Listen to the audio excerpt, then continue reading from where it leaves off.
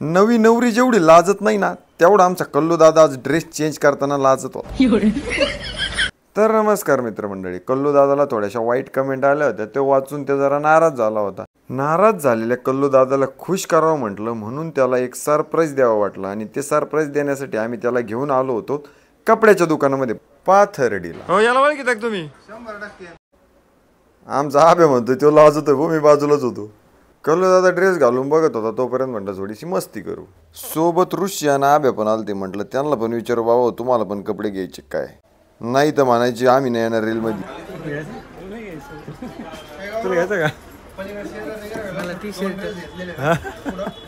आपल्या व्हिडिओला कमेंट करणाऱ्या पोरींसाठी पण मी काही ड्रेस बघितले होते. छान छान कमेंट करतात पोरी, तुम्हाला जो ड्रेस आवडून तो सांगा, पाठवून देतो.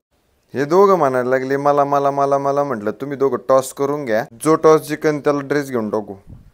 याला हात शर्ट जास्त आवडला वाटतं, चला त्यालाच विचारू आपण. आवडला ना? ऋषा म्हणतोय मी पोरगी असतो तर हिरोईनीपेक्षा कमी नसतो दिसलो बाबा. आता आब्या कसा दिसला असता हे तुम्ही सगळे मिळून आम्हाला कमेंट मध्ये सांगा. ऋषा म्हणला मी तुझ्यासाठी चांगला ड्रेस बघितला आणि स्कॅम केला ना भाऊनी माझ्यासोबत. चला म्हटलं जाता जाता कल्लू दादाला एक गर्लफ्रेंड घेऊन जाऊ, पण म्हटलं नको भाऊ, मालक मोक्कार बॉम्ब कोण आपल्याला. पण मालक खूप चांगले होते, ते पण आपल्याला फॉलो करीत होते.